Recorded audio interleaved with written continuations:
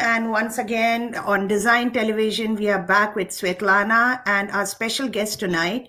He's a serial entrepreneur, a co founder of over 5 different companies, and a millennial guy, Peter Ratnikov. Welcome, Peter, on Design Television. How are you? Very, very good. Thank you for having me. Yes, Peter. Ladies and gentlemen, this is a very different topic and a subject that I have actually never dealt with. And this is all about trading in a normal language, which is not normal for me, but I'm sure, Peter, it is definitely for you. It's called cryptocurrency and Bitcoin. Uh, what should one know about cryptocurrency and Bitcoin before they step in this world of yours? What are the do's and the don'ts? Is it for a normal person, a common man, or you have to specialize in it? So a good way to compare for most people to understand is kind of comparing it to the internet, right? So when the internet started forming in the 90s, early 2000s, very few people invested in internet companies or built infrastructures, but there was lots of opportunity there throughout that whole period before we went through the social media boom that we see today. So that's kind of what's happening now in the cryptocurrency space, where we're building a new form of internet, a new form of network that we could get powered by cell phones and other forms of technology. That's going to be one of the base layers for things like social media and many more platforms going forward in the future. And if you take no action on the financial side of things or on the creative side of building and programming, there's nothing wrong with that. This is a technology. The only way is not going to be here is we've somehow go away from being digital.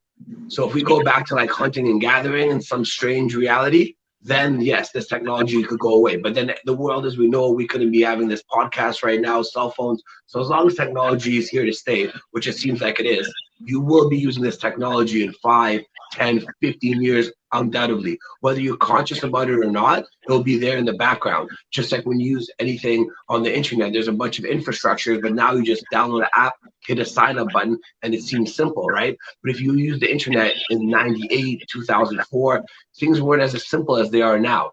So this is the same stage we are with this new technology. And you have to realize it's a new technology. Yes, it seems like a stock market and people are speculating on the price of this and that every given moment, right? So not only is it confusing because it seems like they call them bitcoins, but there's no actual coins. It's just digital. We call little nicknames like people don't know the terminology, so if they hear it, they don't on a podcast documentary, like they call them wallets, which are Bitcoin bank accounts. So you understand, but there's no actual physical wallets. So everything about the space is like kind of confusing. Not that it was necessarily meant to be like that. So yes, getting into the space is an option. And if somebody has extra resources, this is one of the first times as human beings we've built a ecosystem from people working its way up. Every other time, every financial institution, every single big movement we've had was always the other way around. It would start from a big company, a government, and work its way down when it comes to finances, stocks, things of that nature. This is something that started from regular people, and now it's starting to be adopted by the biggest institutions and talked about by some of the most powerful people in the world. And you could still take action as they're taking action. And when it becomes the new infrastructure of the one of the ways we interact digitally, well then yes, you'll be using it as well, but you've missed the opportunity to take advantage. And for anyone that's missed the internet wave, just take some action. Like imagine you put a few $100 or not about the money, just whatever you could afford, whatever minimal amounts, and you put it in the internet, like an index for internet, which didn't really exist, right? Now you kind of have those options. By making a few safe moves, you could have yourself exposed. Even there's ways to do it on the stock market, which I don't recommend, but there's ways to make sure you have yourself exposed to this new way of interacting and this biggest digital network that's forming in front of our eyes right now. Mhm. So, do you have to really go through? Does anyone need a financial institution account to go through these kind of tradings, or does one need to really have a bank account for that? Because I've been asked these questions quite often, uh, or any credit score, those kind of little things. If you can just throw some light on Yeah, that. so there's actually, if you do it the way through cash, there's absolutely no barrier to entrance. Like you could start with, I'm sure, a few pesos in Mexico or rubles in Russia, or in our case, most ATMs have a $20, some of them have a $5 limit. So you could get in with just literally as little as $20 in Canada, for example, right? It doesn't have to be a huge number to learn how to use the technology.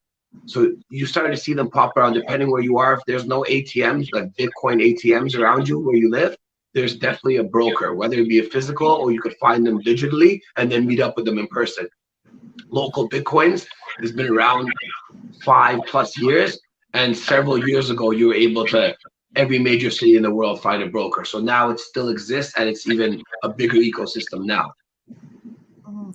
So is there So any kind of there's no restriction to get in, right? So, but warning the people, they're gonna make it seem like everybody wants your information these days, whether it's a social media company, whether it's any platform you download. So when you sign up to most accounts, they'll make it seem like you need to sign up your bank. But if you look, there's always a skip option. If there's not, that's the first sign that you shouldn't be using that platform. So make sure when you join with just an email and a password, things of that nature, and you don't jump that route. If you want to go down that route later for whatever reason, you can find platforms that are insured, platforms that are accredited, and then maybe with them, if that's the route you want to go, is a good option. But in the beginning, you just sign up with just your email confirmation, maybe Google 2 ways, things like that, maybe a phone at maximum, but definitely there's no reason to be linking your identity or bank account. That's just to avoid, there's so much fraud in our space now because it is money, right? It is a form of income, and there's been so much fraud happening all across in the space, and it's just better to avoid it at all costs, especially if you're a newcomer to the space. Eventually, when you get some more information, some more contacts, you get a feeling of what platforms are legit, which ones have been around, then you can make better decisions. But in the beginning, you just don't know what you don't know. So just play it safe and start small, and then get good advice, or just put more due diligence in, and it won't take you days or months. It'll take you several hours a few times in your life to realize which are the stable platforms, why are they here to stay, what makes them different. It seems complicated in the beginning, just like using an iPad would have been, but you see the advantages very fast, and it doesn't take as much time as you think to grasp the basic concepts. so let's assume that I'm investing, right? And I'm doing a trading part. What are the chances of highs and lows? Is it always high or is it like a low too? Like what Yeah, is the graph? it goes completely up and down, right? So if you got it in 2015, it was about $200-300 US. Then it jumped up to, slowly over time, it went 6, 12, it took its levels all the way to 19,800, so just under 20,000 US in the peak of 2017. And then it dropped all the way back down to about 14 or 10, jumped back up. People thought that was it, and then it went all the way down to 6 and eventually down to 3 for a short brief of time. So someone that invested in the peak of that market, let's say they bought $10,000 worth, right? They would have lost, what is that, 85% of their value, right? So they would be down to $1,500. So there's definitely massive downs. But if you've bought in Bitcoin at any time, at any point in history, and held it for 3 years, so if you're getting in, that should be a number you have in your head, 3, 4, 5 years. No one has ever lost. So even if you bought on that day and you held today, now Bitcoin is worth about $50,000 US today. So even somebody who bought it at the wrongest time, if they just didn't panic and sell it and just maintained it, they ended up doing fine. So no matter what price you get into in the foreseeable short term, if you're going to keep it 3, 4, 5 years, most likely you're going to do really well. Even if you get in the complete wrong time when we're having the blow off top in this next market cycle, but you know that you're holding this for the long term, you're going to do well. How different is it from stock markets? Was my next question to you. How So the different? biggest difference is if you're doing cryptocurrency the right way, and certain ways which are like, there's ways to go even deeper, but just meaning you're using it, the actual technology yourself, you're not letting somebody else do it on your behalf. You hit one wrong button and that's it. You make a mistake, there's no one to correct it for you. So it's much more not riskier in the sense of like, there's no one to correct your mistakes, there's no one to call, right? But there is now platforms that have pros and cons to them that will back you up like that. But if you're actually using the real technology, like you're using them on, we use a terminology called blockchain, but think of it as like a digital ledger system. So if you're using the actual ledger system and not letting somebody use it on your behalf, there is major risks if you're not being careful, right? But if you take the right precautions, it's not as complicated as it seems. It's just a matter of just double checking little things, and once in a while humans are going to have errors. And the other biggest difference is it's 24 hours. All the stock markets open at a certain time, close at a certain time. It's usually 8-9 hours a day or something like that. But this market here is nonstop 24/7. And sometimes on a Sunday night, it could be more volatile than it was the whole week. So there's none of this closing your trades and forgetting about it, unless like if you're like, it's always going up and down. There's no just, okay, we forgot about it, I can rest. So it seems kind of riskier, but it's more exciting. That's how the world should be. Everything is 24 hours right now. If you want to watch anything right now, you don't have to wait. You just go and do it. There's no restrictions of 8 hours a day. That's the old infrastructure. So we're long overdue for technology. Now, for example, you can buy a lot of mainstream stocks on exchanges in cryptocurrency. So I can buy whatever Amazon stock, et cetera, or partial stocks with my cryptocurrency 24 hours. So we're already providing a service for the stock industry that they can't even provide for themselves. And we're still like a little baby in the pond compared to what's going to happen with the resources and the movement. We're still not a big player when you look at the numbers of users, the number of money in our ecosystem. Like these are still, there's been less than half of 1% of the planet that's ever used cryptocurrency. It's still early. People think it's late because prices are inflated if you've been paying attention, but it's not about the prices. It's about that people are going to be using this technology and very few are right now. And that's what opens the door to opportunity.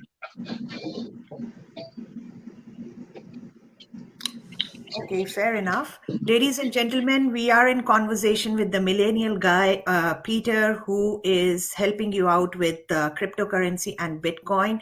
We'll be back after a short break with Svetlana, and she's sitting there quietly. I'm sure she has a lot of questions out there. Back.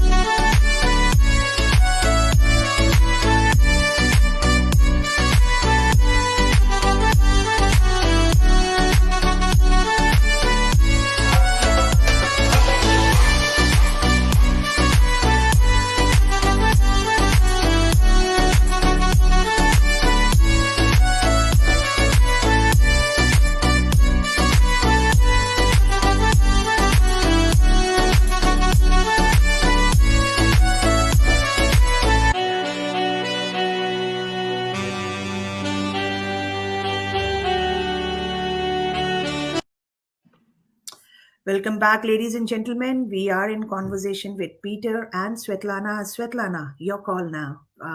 Any questions for Peter here for IWB Group? First of all, thank you, Peter, for stepping up and educating people. What I like about the field is transparency.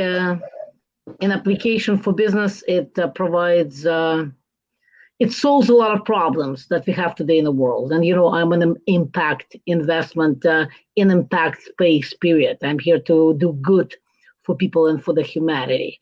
So it was just a matter of time that Peter would be stepping up for something like that. It was his field. First of all, I my gratitude to all the leaders who are stepping up for doing good for people and for the planet. And Peter is one of them. Um, as for technology, I mean, in my opinion, it's just very logical. There's like exactly like Peter said, and our girls, immigrant women in business, they're slowly getting educated. It's just like anything else. Like we select business, you, your husband, all senior level business people. We take the time, we evaluate the opportunity, we take logical decisions to make the right decision in business. It's really nothing really complicated here. Take the time. It's very logical. So that's why it's very exciting. And one thing I'd like to share why I'm so excited because it provides people opportunity. And people, they come to Canada. People all over the world, they love opportunities. There's a lot of scam out there. There's a lot of nonsense. But in Canada, like specifically, if you ask me for immigrant women in business, they come to this world they come to Canada. They leave their own country to do something spectacular in this beautiful Canadian land. And having opportunities to do something good and capitalize on them and bring that goodness to their families, to Canadian economy, to Canadian people, to their own multicultural communities, and to the world. I mean, that's what excites me. That's an opportunity where people can bring freedom. That's the technology that solves a lot of problems in the world. Mine is just simply get educated. And immigrant women in business, people that start getting more comfortable, start getting educated because of Peter, because he stepped up. I asked him to. I said, Peter, we're here to bring goodness. I know that it's intense package of knowledge, but let's start educating people. Right, and that's where we are. It's not scary, and maybe Peter, because initially Mickey had a little bit like, because it gets complicated, it gets intense, that technology. Maybe you can share that it's not really a beast. It's created to humanize a lot of things. It's created. It's a typical peer-to-peer, people-driven piece that is going to solve a lot of problems. So it's very exciting. So just people, maybe you can simplify that excitement part for people, that they just need to capitalize on that. It doesn't have to be complicated. They don't need to trade and be there, sink their teeth. Just simple strategy, like Peter said, buy and hold. You'll be good to go. People has helped a lot of people just by that strategy. They didn't need to do anything.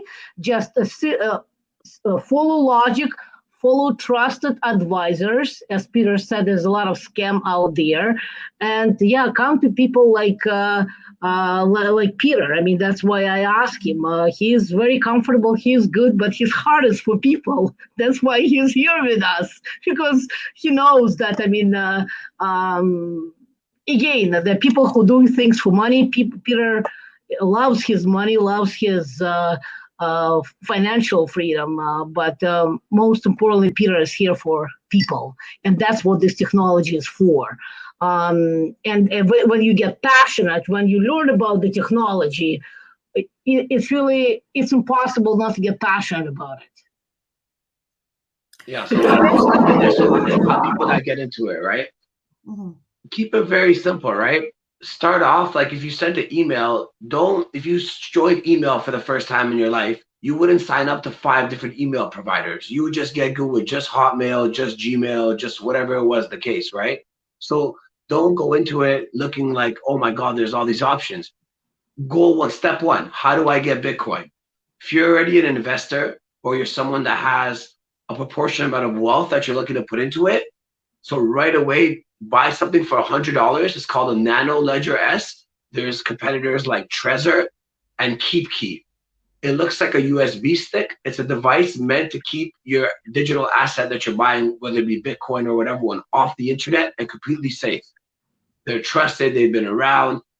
So once you have that, the main thing to remember is they're going to give you 24 words to write down one time on this device. Do not keep those words in the same place. If somebody takes a picture, could be one of your kids' friends, you have a party one day you forgot, like somebody could just snap a picture and those words give access to your account. It would just be like, be very careful with that. And then I would also laminate the paper. I would have two pieces of paper laminated, maybe even 2 copies. And you could have 2 in the same location, right? Because there's only 12 words and 2 in a different sets in 2 different locations. So even if somebody finds the 12 words, you're still safe, right? So I know this seems like confusing and tedious. We talked about in the beginning a little bit. You're responsible for your financial wealth in this case, or your financial digital asset. And that's something new. And that new skill that you're learning could pay you good rewards. And it might be uncomfortable, but that's the trade-off. You're sacrificing doing something you've never done before, but you could gain a reward because you're doing it before the masses. 99+% of people on the planet haven't went out, took that step.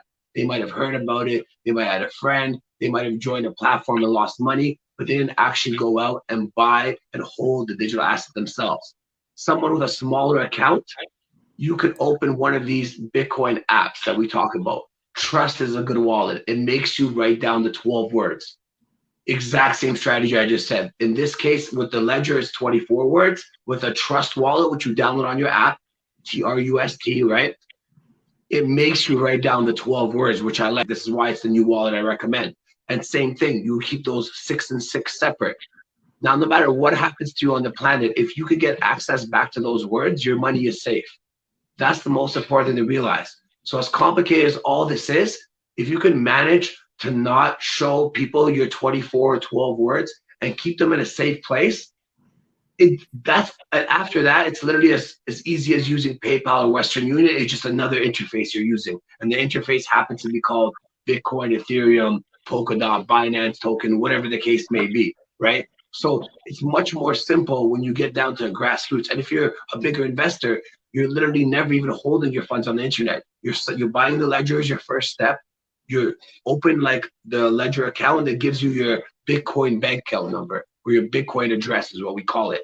And then you literally go to your local broker and she sends or he sends the money right from them off the internet. There's no chance of it being hacked, no chance of any Wi-Fi compromise, nothing like that.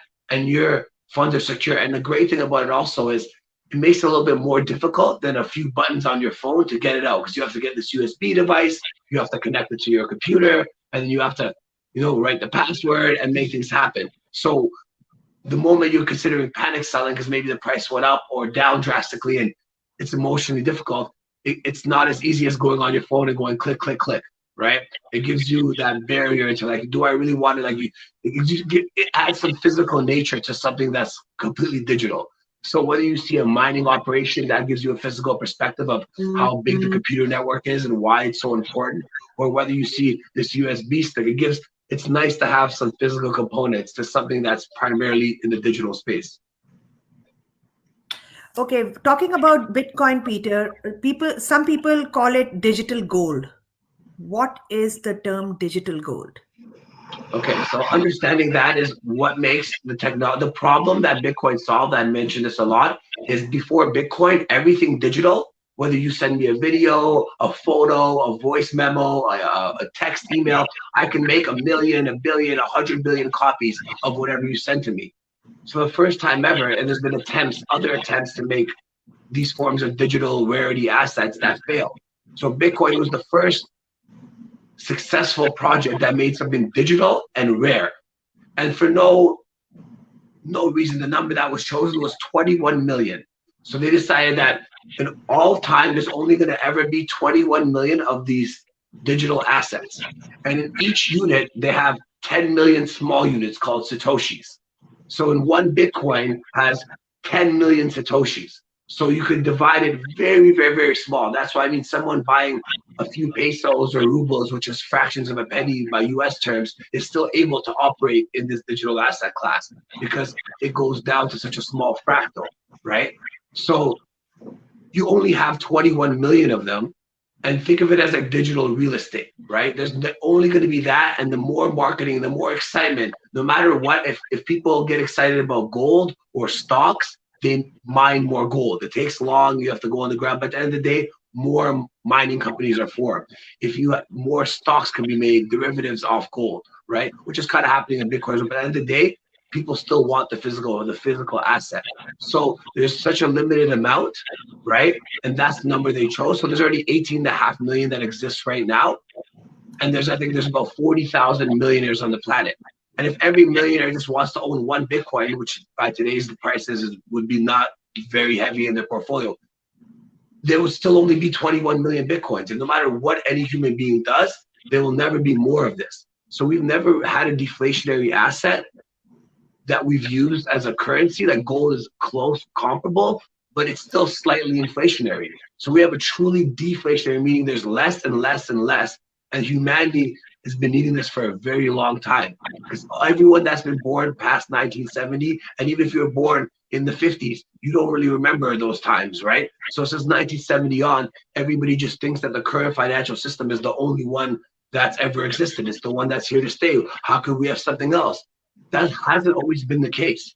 And because every adult alive right now is only seeing this, for their mind and their psyche to think that something can massively change, it doesn't seem likely or possible. But it's happening right now. So whether the transition is 5, 10, 15 years, the transition is happening as we speak.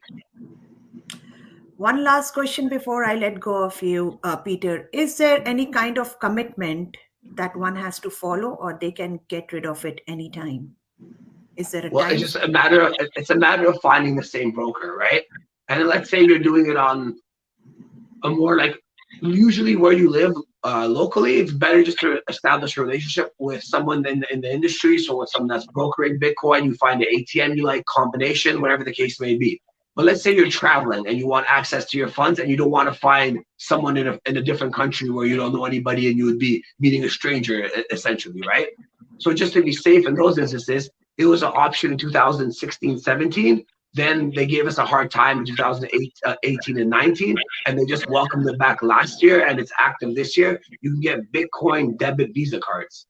So it's essentially like a prepaid debit Visa. And then you would load your Bitcoin onto that card, and you go to any ATM, regular ATM that works, and pull out dollars, pesos, rubles, whatever the case may be. Or you just go right to the restaurant or wherever you're spending your resources on, and you just swipe away like you would normally, and people wouldn't even know that you're using Bitcoin. So that's already an option right now, today. That is something which is very interesting piece of information. It looks like Svetlana. I don't know whether you knew it or not, but of course, this is something different. And Yeah. uh, ladies and gentlemen, we were in conversation with the millennial guy, as they call him, Peter. Peter has been dealing with Bitcoin and cryptocurrency trading. You can call it trading, but that is a very layman term. Uh, any kind of information that you're looking for, how to, the do's, the don'ts. One last question that is hitting my head: is there any kind of course you have to do, or any kind of education, or it's just a very basic, any common man can be a part of it? Yes, it's as basic as opening an email, and in some cases even more simpler than that. But the important things that we emphasized earlier is the importance of not forgetting your password, backing up, having those words, just in case you do lose your phone, just in case something does happen. That is the most important thing. It's actually just taking those small precautions that seem kind of silly. Oh, there's some words, like who cares? But if one day those words have life-changing value in your life and you made a mistake with them, you're going to really regret it. So the simplest thing is actually what you need to do is make sure you remember your password, make sure you don't log in from any. Right now, there's tons of hacks even on legit platforms. So don't be logging in from random computers or just checking in Google searches and logging. That's the main way. If you go into a site that's not official, click and you type in your password and email, and you're still interested in the site you're looking to get, they're going to save it, and one day they're going to bank it up a month, a year later, and they're going to take everybody's funds. So it's little things of, if it's big money, that's why I emphasize the USB stick and getting it off the internet, whichever brand you decide to go with. And if you are using it on a smaller level, download a wallet on your phone and only use that to begin with. Just the same concept as you wouldn't open 5 email accounts and you haven't even figured out how to structure a proper email yet. So don't go and sign up to 5 different exchanges or 5 different wallets and accounts.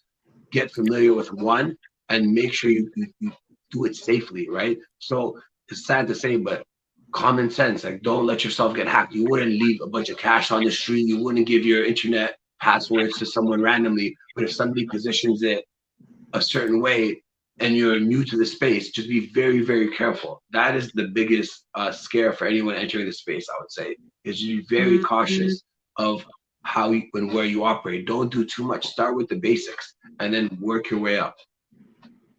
Any tip? Again, I'm asking before I let go of you, because there are a lot of questions that are going on in my head, and I don't think so that this will be covered in one session.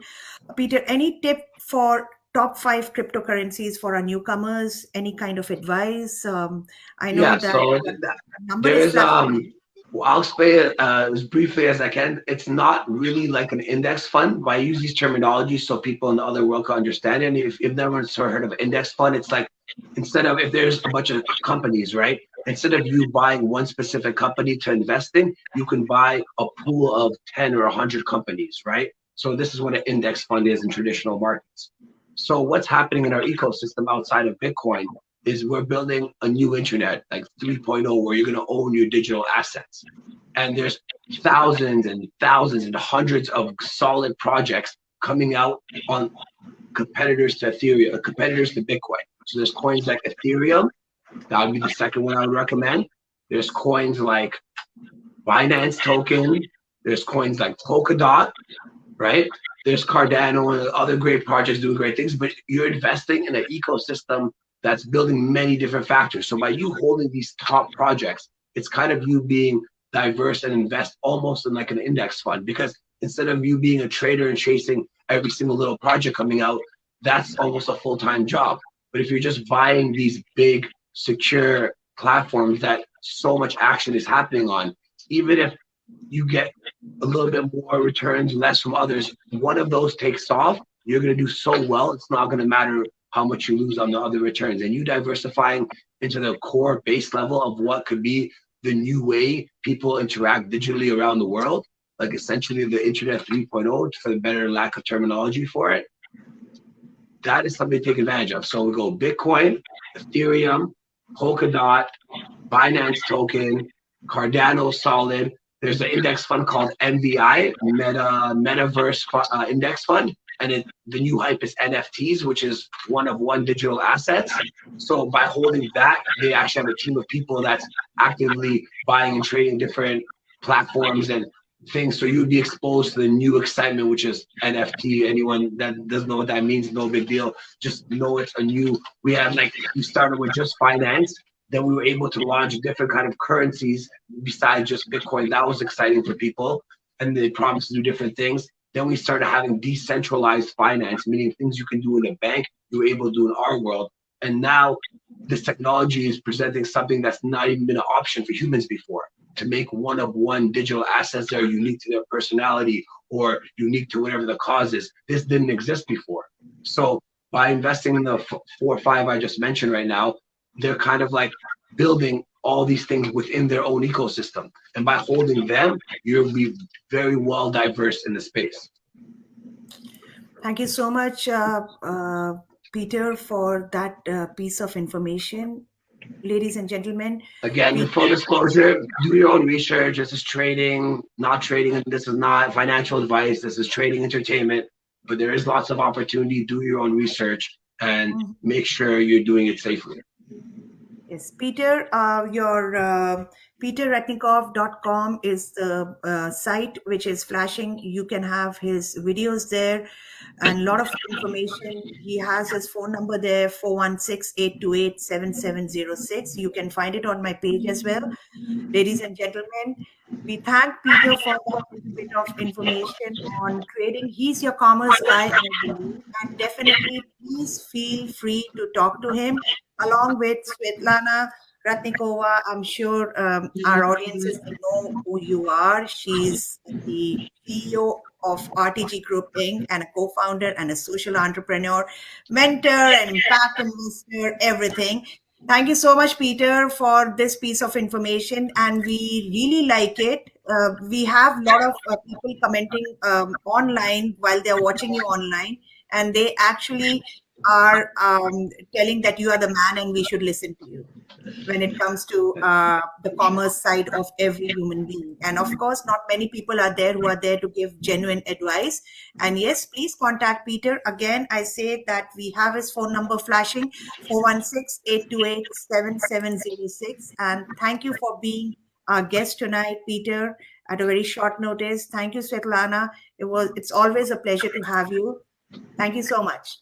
And thank you, Miki. Thank you for having me.